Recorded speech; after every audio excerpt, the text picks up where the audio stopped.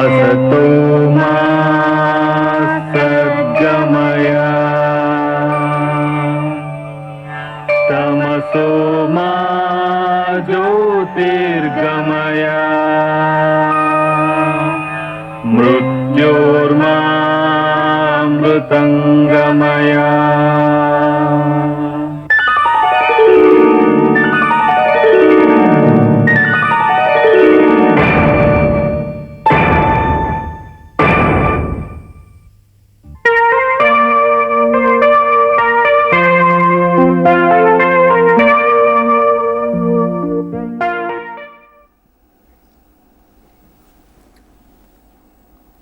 Welcome.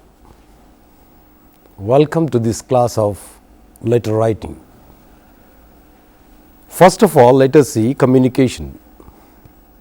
What is meant by communication and in how many ways we can communicate with people? There are two ways of communicating. One is verbal, oral, that is we talk and we communicate with one another and with each other. And another way of communication is written communication. If we want to say something to somebody else, we write something on a piece of paper and send it to him. And today we are going to see the most common form of written communication. The most common form of written communication is a letter. So when we write letters, there are certain things which we will have to keep in mind. That is diction, the language which we use in our letters. Next, grammar, and next punctuation. Punctuation must be given the utmost importance in writing a letter, because we know the story of the comma which has saved one's life in that sentence. Kill him not, leave him. Kill him not, leave him. So where have we to keep the comma? Kill him, not leave him, or kill him not, leave him. So a comma can change the entire meaning of a sentence, and therefore we will have to be very careful about this punctuation while writing a letter. And next one is the division of paragraphs.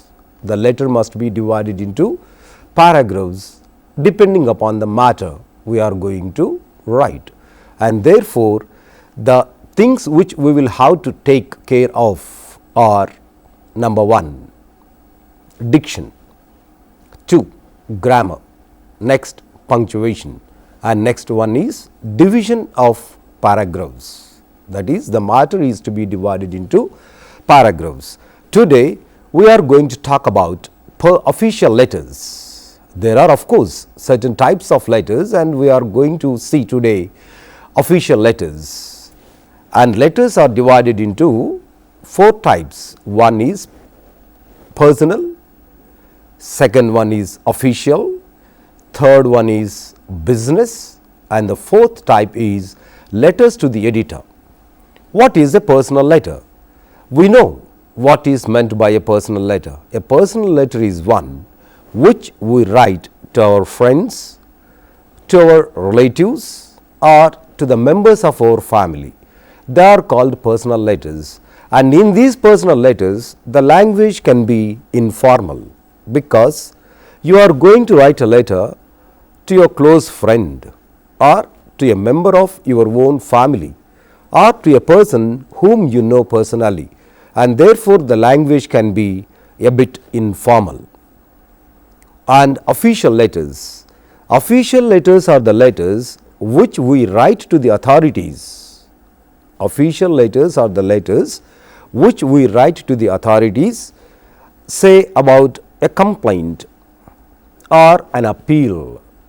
We make an appeal to an official, say to the collector or to the superintendent of police or to an MRO. Like that we write official letters. And next, business letters. Business letters are the letters which deal with business matters. And next one, letters to the editor. and these letters are written to the editor of a newspaper about a certain event or about an exploitation of one group by another group, and therefore we want to bring it to the notice of the public, and the best media is the paper, the newspaper, and therefore we write a letter to the editor of a newspaper. So, basically the letters are divided into 4 categories. One is personal, second one is official, and the third one is business, and the last one is letters to the editor. And let us see the parts. Any letter, irrespective of the category, whether it is a personal letter or official letter or business letter or letter to the editor, any letter must have 5 parts, and these 5 parts have got their own place on the sheet of paper. We shall see the format later. The first part of a letter is the heading. The first part of a letter is the heading, and in this heading we write the place from which the letter is written. Immediately after the place, you will have to place a comma. Immediately after writing the name of the place from which you are writing a letter, you will have to keep a comma, and next you will have to write the date. And it is a common practice. Many students as well as some people who are writing letters will change this order. They write the date first and next they write the place, but the correct order is first comes the place and second comes the date, because these two play an important role in a letter, because the receiver of the letter will have to know from which place it has come, and the second the date on which that letter is written, and therefore you will have to write the place first and next the date. And even in writing the date, there is a method, and that method is for the months like January, February, August, September, October, November and December. These 7 months 1, 2, 3, 4, 5, 6 and 7, these are a bit lengthy names, and therefore in writing these names in a letter we do not use the entire name of the month. What have we to do? We will have to break it. How have we to break it? Only 3 letters we will have to use. Only 3 letters we will have to use. For example, 8th November 1991 should be written like this: 8 NOV, that is the first letters. First 3 letters must be taken, and afterwards we will have to use a full stop and then comma. What do these full stop and comma indicate? These 2 punctuation marks indicate that we have omitted some letters there. Even when we write BA, BCom and BSc and MA, MSc and MCom, we will have to use this full stop and comma after writing that MA or BA, MSc or BSc, MCom or BCom. And 26th September, 26th September, 26th September should be written like this. SCP should be taken from the month and then 1981, and afterwards we will have to invariably use a full stop. And there is another method, August 7, 1952, that is 7th August 1952 can be written like this. So, remember please, whenever you will have to write the names of these 7 months, there is no need for you to write the entire name, but you will have to make use of the first three letters, and then don't forget to use a full stop and a comma after those three letters. And next, for the remaining months, for the months like March, April, May, June and July, for these 5 months we can use full names because they are very short.